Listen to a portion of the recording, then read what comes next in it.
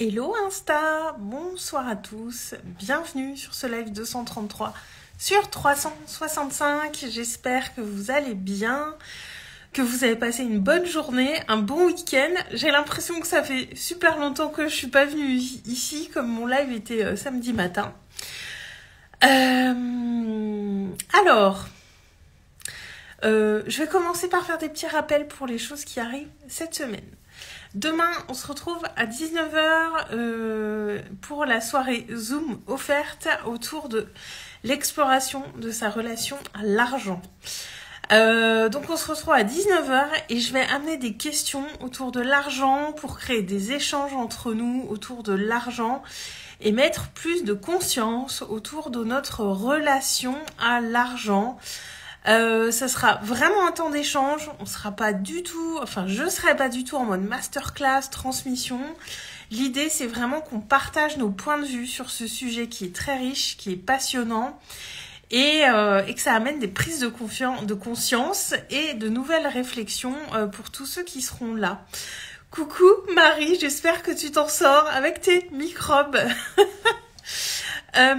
Alors, pour le Zoom de demain, vous pouvez me demander le lien de connexion en DM ou sinon vous rejoignez mon groupe privé et toutes les infos sont dans l'événement pour demain soir. Deuxième rappel, avant que j'entre dans le vif du sujet, j'ai un super sujet pour ce soir en plus. Donc, vendredi, on commence Easy Live, le coaching pour kiffer faire des lives sur les réseaux sociaux. Oui, au bout de ta vie, bah ouais, j'imagine. J'espère que je vais te redonner le sourire. Moi, je suis en pleine forme. Ce week-end m'a fait un bien fou. Donc, j'ai la pêche et je t'envoie plein de bonnes énergies pour que vous guérissiez vite, toi et Nathan. Donc, vendredi, on démarre Easy Live. C'est le coaching sur 15 jours pour kiffer faire des lives sur les réseaux sociaux. Donc, c'est 2 semaines de coaching. Vendredi, je commence par une transmission dans un groupe Facebook privé. Je vous donnerai toutes les clés pour faire vos lives, pour gérer votre stress, pour créer la structure de vos lives, pour être à l'aise, pour kiffer. Alors c'est une première transmission qui durera je pense 1 heure, 1 heure et demie, mais vous pourrez sans problème la regarder en replay, il n'y a pas forcément besoin que vous soyez là, et ça sera vendredi à 14h. Ensuite, on démarre en mode coaching, full mise en pratique, c'est-à-dire que pendant 2 semaines, je vous donne des exercices à faire tous les 2 jours et je vous fais des débriefs personnalisés. Alors des exercices à faire en live, évidemment, puisque l'idée pour être performant, pour être bon, pour prendre du plaisir, c'est de pratiquer les lives. Donc vous allez pratiquer pendant 2 semaines sur des sujets que j'imposerai et aussi il y aura des sujets libres. Et je vous ferai des débriefs personnalisés sur tous les lives que vous allez faire pour que vous progressiez rapidement. Parce qu'on peut être performant très très vite en live si on pratique et si on continue de pratiquer. Les lives, c'est comme le sport. Au début, c'est pas facile. Et plus on en fait, et plus c'est facile d'en faire. Donc Easy Live commence vendredi, c'est 111 €. Demandez-moi le lien en privé si vous voulez nous rejoindre ou sinon il est aussi dans ma bio. Coucou Rudy, coucou Nicolas. J'espère que vous allez bien. Et si vous avez des questions sur Easy Live ou sur le Zoom de demain sur l'argent, venez me voir en DM et je vous en dis plus. Le sujet de ce soir que je voulais amener, c'est le fait que parfois on peut se sentir un petit peu... comment dire ? Que je choisisse bien mes mots. Moi ça va bien Nicolas, pleine forme, ce week-end m'a fait le plus grand bien. Comment dire ? Parfois nos relations amicales, familiales, nos proches en général, peuvent... parfois, du moins de notre point de vue, représenter un frein à notre évolution. Soit parce qu'ils comprennent pas nos projets, comprennent pas ce qu'on veut faire, soit parce qu'ils comprennent pas pourquoi on veut faire ce qu'on veut faire, parce qu'ils voient pas l'intérêt, soit parce que ça sort de ce qu'ils pensent être bon pour nous. Et Je voulais vous parler de ça ce soir parce que ça a longtemps été le cas pour moi. Je me suis longtemps empêchée de faire des choses par peur de déplaire, par peur de ne pas avoir l'aval de mes proches, par peur d'être incomprise, par peur d'être jugée, par peur d'être rejetée par mes proches. Et il y a une différence entre l'amour et l'attachement. Je pense que c'est une chose très importante à avoir à l'esprit. Quelqu'un qui nous aime vraiment pour ce qu'on est, qui nous aime, alors je vais pas dire de manière inconditionnelle parce que à part les parents, l'amour totalement inconditionnel, je suis pas sûre qu'on puisse véritablement l'expérimenter dans cette vie, en tout cas. Mais quand les gens nous aiment véritablement et profondément pour ce qu'on est, eh bien, à mon sens, ils peuvent accepter, ils sont capables d'accepter qu'on puisse avoir une vision de la vie et une vision pour notre vie qui sort complètement de ce qu'ils imaginent, de ce qu'ils pensent bon pour nous, de ce qu'ils pensent juste pour nous. Et l'attachement, c'est différent. C'est quand ça porte bien son nom. C'est quand on est attaché à quelque chose qui est et qu'on ne veut pas que ça change et qu'on n'est pas ouvert à ce que quelque chose change. Et je vais vous partager un petit peu mon expérience personnelle sur ce sujet-là parce que forcément, quand j'ai choisi d'accompagner d'autres êtres humains, de me lancer dans l'entrepreneuriat, dans quelque chose que, à ma connaissance, personne d'autre dans ma famille ne fait, ni dans mon cercle amical. Alors, de l'époque, aujourd'hui, dans mon cercle amical, j'ai pas mal de personnes qui sont accompagnantes aussi. Mais à l'époque, j'avais personne qui faisait ça dans mon entourage. Et du coup, c'était d'autant plus difficile de le faire comprendre. Parce qu'il y a à faire comprendre ce qu'on fait. Et quand on le fait encore en plus sur les réseaux sociaux, clairement, il y a des gens qui comprennent rien du tout à ce qu'on fait. Et ça, c'est la première chose à accepter aussi, qu'il y a des gens qui vont pas comprendre ce qu'on fait. Et c'est pas grave. Et on n'a pas besoin d'avoir l'aval des gens pour faire les choses. Moi, jusqu'à il y a quelques années, je me mettais encore, surtout face à mes parents, dans une posture un petit peu où je leur demandais leur aval quand je me lançais dans un nouveau projet. Et des fois, des projets très importants. Oui, Rudy, le changement d'environnement est essentiel pour évoluer. Je confirme fois 1000. Et en fait, les choses ont changé quand, il y a quelques années, je sais plus pourquoi exactement, mais je ne leur ai plus demandé leur aval pour un projet que j'avais, mais je les ai simplement informés de ce projet que j'avais. Et je me rappelle qu'à l'époque, leur réaction m'avait surprise parce qu'ils m'ont dit « ok, c'est toi qui vois. Tu fais ce que tu veux. » Et je me rappelle que ça m'avait laissé un petit peu comme ça. Je m'étais dit « Tiens, mais ils me donnent pas leur avis, ils sont pas là à me dire ce qu'ils en pensent et tout. » Juste, ils m'ont dit « Tu fais ce que tu veux. T'es adulte, tu fais ce que tu veux. » Et en fait, à partir du moment où moi, je me suis comportée en adulte, eux m'ont traitée en adulte. Tant que moi, je n'étais pas capable d'avoir cette attitude de les informer de certaines choses et de ne plus leur demander leur avis, eh bien forcément, ils restaient dans cette position de parents protecteurs qui donnent leur avis, leur aval sur quelque chose. Et ça rejoint un peu mon post de tout à l'heure, tout se joue à l'intérieur de nous. Et à partir du moment où ce changement de posture à l'intérieur de moi, il était juste et aligné et où j'ai annoncé les choses plutôt que d'attendre l'aval de l'extérieur, l'attitude des personnes en face s'est automatiquement modifiée. J'insiste sur le fait que cet alignement intérieur doit être là, parce que si c'est juste des mots et qu'on ne vibre pas ce qu'on dit, qu'on n'incarne pas vraiment ce qu'on dit, c'est là qu'on peut se retrouver dans une situation où on essaye de dire les choses, mais on est en force et c'est pas vraiment incarné, et où l'autre va nous renvoyer toutes ces peurs, toutes ces choses qu'on n'a pas envie d'entendre finalement. Et c'est la même chose qui se joue avec nos amis, ça peut être avec d'autres membres de notre famille, ça peut être dans le couple aussi, c'est la même chose qui se joue dans ces moments-là. C'est de savoir, nous, ce qu'on veut pour nous, sans avoir besoin de l'aval des personnes à qui on partage nos choix, mais simplement de les informer, de leur partager ce qu'on fait, de leur dire tout simplement, et d'arrêter d'attendre l'aval des autres. Et ça, pour moi, ça a été un step hyper important, qui a changé beaucoup de choses pour moi. Nicolas, en fait, c'est toujours une histoire de confiance en soi. Je sais pas si c'est...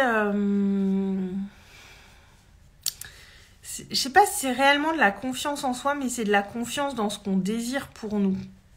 Surtout. Parce que moi, à l'époque, quand ça a bougé, j'ai pas souvenir que je me sentais confiante en moi. Mais par contre, je voulais créer ce truc où moi, je me disais, voilà, je fais ça parce que j'y ai réfléchi, parce que je sais que c'est ce que je veux, je sais que c'est bon pour moi. Et ça m'a challengée, hein. À l'époque, c'était pas forcément évident, mais par contre, j'avais cette confiance que c'était juste pour moi, que effectivement, je savais pas forcément trop ce qui m'attendait, mais que c'était juste et bon pour moi. Avoir confiance en ses choix, plus en ses choix. Et encore une fois, la confiance en soi, c'est quelque chose qui se nourrit, qui se construit jour après jour. On n'a pas confiance en soi comme ça, du jour au lendemain. Ça se fait dans le temps et ça s'entretient aussi, j'ai envie de dire. C'est pas un truc miraculeux qu'on acquiert et qui bouge plus, en fait. C'est vraiment... ça passe par beaucoup de choses, la confiance en soi. Mais en tout cas, moi, ce que je note aujourd'hui, c'est que je ne demande plus l'aval de mes proches. Clairement, il y a des gens à qui les changements que j'ai faits n'ont pas forcément plu. Alors, est-ce que ça doit leur plaire ou pas, je ne sais pas, mais en tout cas, bah voilà, ça m'a éloignée de certaines personnes, mais à côté de ça, comme le disait Rudy tout à l'heure, c'était impératif que je change mon environnement. Parce que c'est hyper important de s'entourer de personnes soit qui sont soutenantes, soit qui font la même chose que nous, ou alors qui sont plus avancées que nous sur le chemin, mais de s'entourer de personnes qui nous inspirent, qui nous font du bien, qui nous amènent à nous dépasser, à nous challenger. Et ça veut pas dire qu'on doit couper les ponts avec les personnes qui ne sont pas dans cette dynamique-là, mais simplement par moment, peut-être juste mettre un petit peu de distance, moins les voir, moins les côtoyer, passer moins de temps avec elles. Il n'y a pas forcément nécessité de couper les ponts. Parfois, il le faut, et parfois, on en ressent le besoin. Moi, il y a des personnes avec qui j'ai coupé les ponts, mais c'est pas nécessaire. Voilà, il y a eu toute une période où il y a eu de l'incompréhension avec certaines personnes de ma famille. On ne s'est pas vu temporairement. Mais pour moi, clairement, il n'a jamais été question de couper les ponts définitivement avec les membres de ma famille. Et il y a ça aussi que je voulais vous dire parce que souvent ça peut être interprété comme ça, c'est que oui, mais là, ces personnes-là comprennent pas, je dois couper les ponts. C'est pas une nécessité. On n'est pas obligé de tout nettoyer autour de nous et de entre guillemets, alors c'est un peu et entre guillemets de virer les gens qui comprennent pas ce qu'on fait. Et c'est là qu'il y a la question d'amour qui vient prendre toute sa place. Parce qu'on peut aimer les gens sans forcément les comprendre, sans forcément être d'accord. Mais on peut les soutenir malgré tout, même si on ne comprend pas ce qu'ils font, parce qu'on les aime, tout simplement. Et cette notion d'attachement, elle prend moins... c'est différent de l'amour, clairement. Quand ça plaît pas aux autres, Nicolas, il s'éloigne automatiquement, ça permet de faire du tri. Oui, moi, dans mon cercle amical, clairement, c'est ce qui s'est passé. Hein. Il y a eu, voilà, ça a beaucoup bougé. Mais voilà, et encore, ça dépend des relations amicales qu'on a. Enfin, moi, je sais que j'ai pas d'amis que j'ai depuis l'enfance, que je connais depuis que je suis toute petite. Moi, mes relations amicales, elles ont beaucoup évolué dans le temps. Et il y a des gens que je connais de longue date, mais voilà, je sais qu'il y a des gens, ils ont des amis depuis la petite enfance. Moi, c'est pas mon cas, quoi. Donc là, je me dis c'est peut-être une autre forme d'amitié, peut-être plus solide ou pas, je ne sais pas. Mais en tout cas, c'est important de faire la différence entre cette notion d'amour et cette notion d'attachement. L'attachement n'est pas forcément toujours très bon parce qu'il peut nous amener à vouloir rester enfermé dans des situations qui nous conviennent pas forcément parce qu'on a peur que l'autre s'éloigne. Et toi non plus, t'as pas d'amis d'enfance comme ça? Ouais, bah après c'est dur aussi, on bouge géographiquement, c'est pas évident de maintenir des liens. Quoique si, il y a quelqu'un que je côtoie, que je vois encore de temps en temps et on se connaît depuis l'école primaire. Mais bon, je dois la croiser une fois par an. Bref, c'est pas le sujet du jour. Et l'attachement, c'est quand on a peur que les gens s'éloignent et qu'on a peur de ce qui peut se créer si on change. Mais quand l'amour est là, quoi qu'on fasse, les gens nous aiment tels qu'on est. Et je trouve ça hyper important, cette distinction, même dans le couple. Parce que parfois, je pense qu'il y a des gens qui restent ensemble en couple par attachement et plus par amour. Je précise aussi que c'est pas forcément évident quand on est dedans de faire la distinction entre ces deux choses-là. Mais à mon sens, c'est une question importante à se poser. Et dites-vous bien que les gens que vous aimez vraiment et qui vous aiment vraiment, même s'ils ne comprennent pas vos choix, même s'ils ne les acceptent pas, eh bien ils continueront de vous aimer parce que c'est ça le rôle des gens qui nous aiment, c'est de nous aimer, tout simplement. Et d'être là pour nous, c'est tout. Et moi je l'ai vu et j'ai été surprise parfois de la réaction de certaines personnes, surprise positivement. Par certaines personnes quand j'ai annoncé mes choix. Souvent on sous-estime aussi notre entourage, on fait beaucoup de suppositions sur ce que les gens vont penser, mais on ne sait pas ce qui se passe dans la tête des gens, et il y a des personnes qui peuvent nous réserver aussi de très très belles surprises dans leur réaction quand on partage nos évolutions, nos changements, nos centres d'intérêt. Et moi, mes centres d'intérêt, des fois, ils sont pas évidents à partager parce que quand on commence à parler de spiritualité, de choses comme ça, parfois, on est assez incompris. Nicolas, quand on aime quelqu'un, on le soutient dans ses choix, que ce soit la famille, les amis, le conjoint. Ouais, c'est ça. Et sinon, c'est qu'on est plus dans un attachement et qui est quelque chose de moins sain, en fait. C'est comme si... l'attachement, ça porte bien son nom, c'est quelque chose qui nous lie, mais comme un nœud qui peut être défait s'il y a quelque chose qui nous correspond plus. Mais c'est pas forcément de l'amour et c'est pas évident de faire la distinction entre ces deux choses-là et l'amour, à mon sens, implique un certain détachement, justement. De se détacher de ce que l'autre peut faire, peut penser, pour simplement se mettre dans cet amour pur et accepter l'autre tel qu'il est. Et ces relations d'amour, c'est important d'en prendre soin parce qu'elles sont rares, justement, et elles sont très précieuses. Donc voilà, je vous invite à vous poser ces questions-là. Moi, je sais que par rapport à mes parents, à une époque, c'était pas évident de leur faire part de mes choix. Et je m'en suis rendu compte que vraiment, quand moi, mon attitude changeait, eh bien, leur attitude était très, très juste en face, très respectueuse de mes choix. Moi, c'est beaucoup quelque chose que j'ai vu dans ma famille parce que, aussi, ouais, concrètement, j'ai aussi pas toujours très bien choisi mes amis. On va pas se mentir, j'étais beaucoup dans des relations d'attachement, moi, avec mes amis, clairement. C'est moi qui initiais parfois cette part pas forcément très saine de la relation. Mais je sais qu'aujourd'hui, je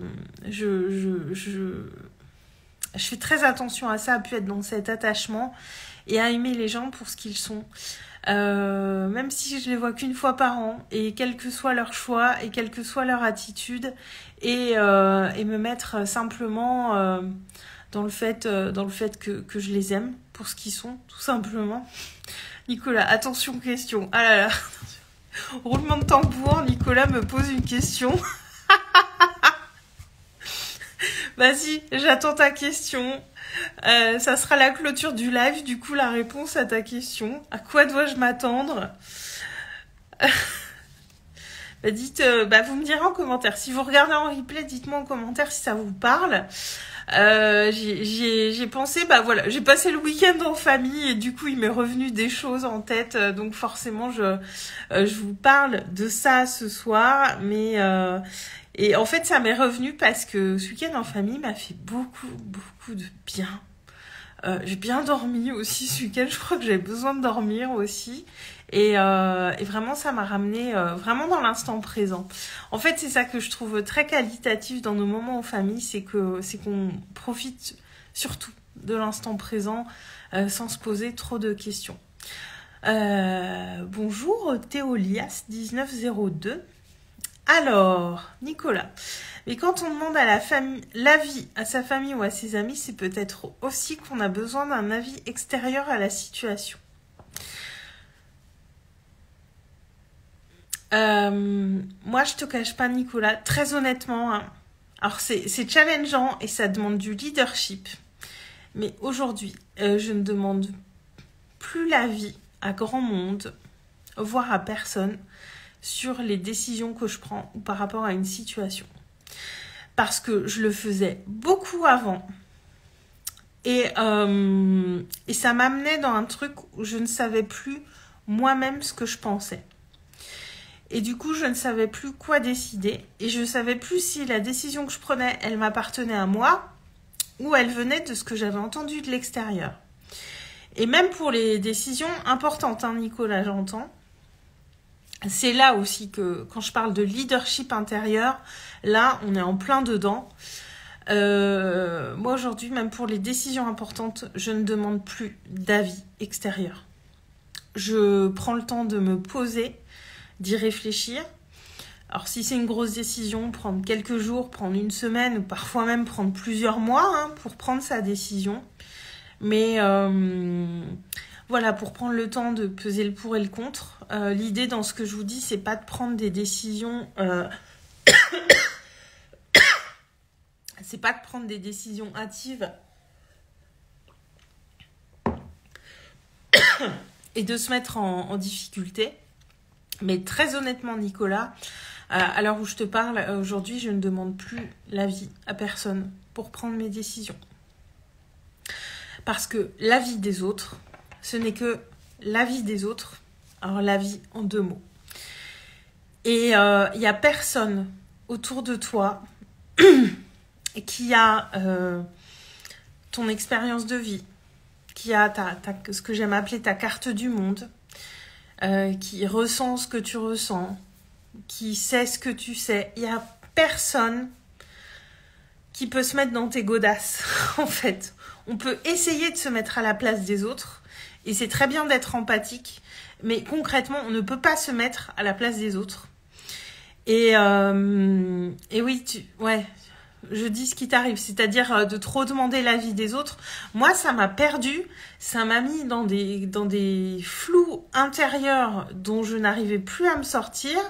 Parce que quand on demande l'avis aux gens et qu'ils pensent pas comme nous, du coup, ça nous met dans le doute. Du coup, on demande l'avis à d'autres personnes pour venir confirmer ce qu'on pense. Mais s'ils sont pas d'accord avec nous, ça vient encore remettre du flou. Moi, j'ai complètement arrêté ça, quoi. Alors après, ça demande d'être leader de sa vie, d'assumer pleinement quand on prend une décision, donc d'où l'importance de les prendre à tête reposée, de ne pas les prendre dans un état émotionnel, de se laisser le temps. Et si on n'a pas le temps, moi clairement, si j'ai pas le temps de prendre une décision, bah tant pis, c'est non en fait, je prends pas de décision. Enfin voilà, si c'est trop important, si ça a un trop d'impact et qu'on me met la pression, bah je prends pas de décision en fait. Voilà. Et donc c'est être adulte, être leader, typiquement, c'est ça en fait partie intégrante. Donc voilà pour répondre à ta question. Je dis pas que c'est facile, hein, mais je vous dis ce que je fais aujourd'hui. Et pour moi, vraiment, ça fait intégralement partie du fait d'être leader de sa vie, de prendre les rênes de sa vie. Et être leader de sa vie, c'est pas toujours facile. C'est même hyper challengeant. Des fois, pas tout le temps, hein, mais il y a des moments hyper challengeants. Mais par contre, quand on obtient ce qu'on veut, quand on obtient les résultats qu'on désire, eh ben on sait pourquoi on est arrivé à ça. C'est une suite de décisions, c'est une suite d'actions que nous, on a pris par nous-mêmes. Donc voilà pour le sujet du jour. J'espère que ça vous aura inspiré, peut-être même aidé, je l'espère. Et si vous avez envie qu'on échange là-dessus, bah, n'hésitez pas à venir me voir. Sur ce, je vais m'arrêter là pour ce soir. Je pense qu'on a fait pas mal le tour de sujet. Mais si tu as toujours peur de prendre une mauvaise décision, Nicolas, laisse-toi encore du temps. Tout simplement, se laisser le temps. Moi, des fois, sur certaines grosses décisions, je me laisse un sacré temps de réflexion. Hein. Des fois, un peu trop même. Hein. Donc, prends le temps de la réflexion. Et quand on ferme une porte, c'est qu'on en ouvre une autre. Donc, ouais, on ne sait pas ce qu'il y a derrière. Mais si on veut qu'une situation, elle s'arrête, eh bien, il faut l'arrêter. Si on veut que les choses elles changent dans notre vie, bah faut commencer par changer nos comportements. Les choses changent pas en un claquement de doigts, par une opération divine. Non, ça vient toujours de nous. Et si la peur est trop présente, on peut repousser à plus tard la décision. On a le droit aussi de pas vouloir se décider. On est des humains et on a le droit aussi voilà, de se laisser tout le temps dont on a besoin. Il y a des grosses décisions qui peuvent parfois prendre même plusieurs années, j'ai envie de dire, et ça fait partie du chemin. C'est joli ce que tu dis. Merci. Et c'est ce que je pense, en tout cas. Donc voilà. Sur ce, je vous souhaite une très très bonne soirée. Ravie d'avoir amené ce sujet ce soir que j'aime beaucoup. Je vous embrasse fort et je vous dis à demain. Ciao, ciao.